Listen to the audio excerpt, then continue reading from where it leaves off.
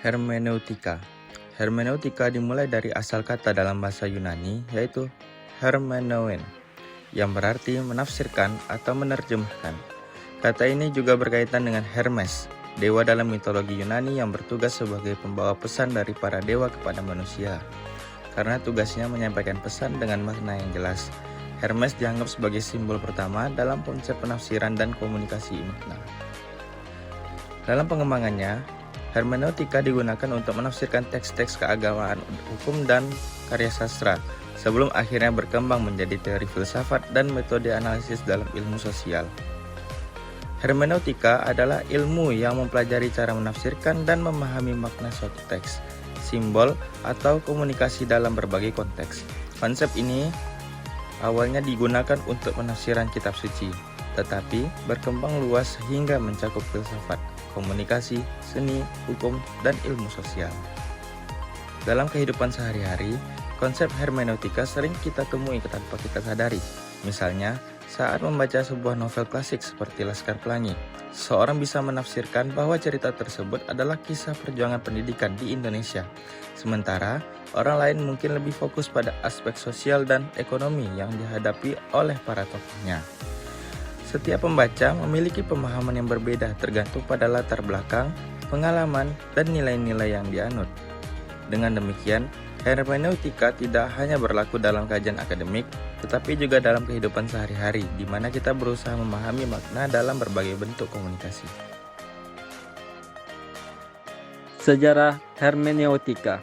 Sejarah hermeneutika sangat panjang dan terus berkembang seiring waktu.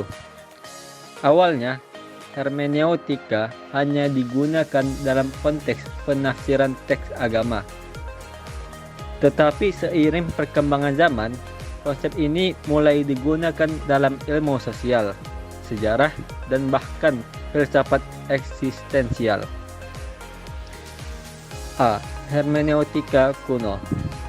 Pada zaman Yunani kuno, hermeneutika mulai berkembang sebagai bagian dari kajian mitologi dan filsafat.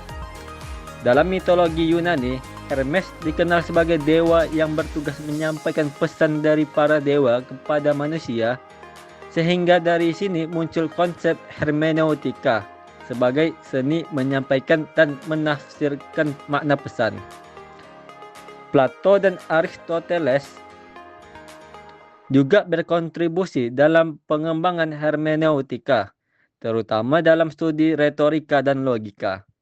Aristoteles, misalnya, mengembangkan teori tentang bagaimana makna dapat ditransmisikan melalui bahasa dan bagaimana seseorang dapat menafsirkan sebuah pidato atau teks. Salah satu contoh penerapan hermeneutika pada masa ini adalah interpretasi puisi dan naskah-naskah filsafat. Sebagai contoh, karya-karya Homer seperti Iliad dan Odyssey seringkali ditafsirkan dengan berbagai cara oleh para filsuf dan sastrawan pada zaman Yunani kuno.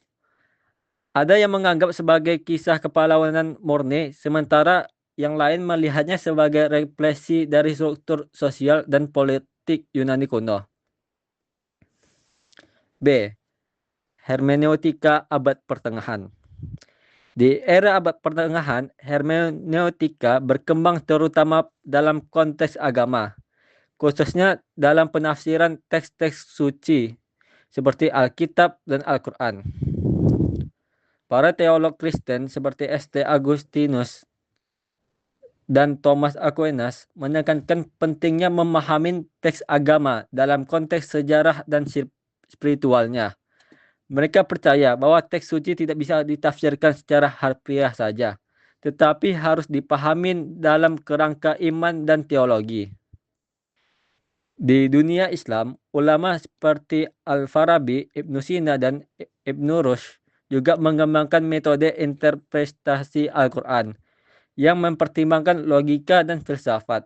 Ibnu Rushd misalnya mengadopsi pendekatan rasional dalam menafsirkan hukum Islam dan berusaha menghubungkan dengan filsafat Aristoteles.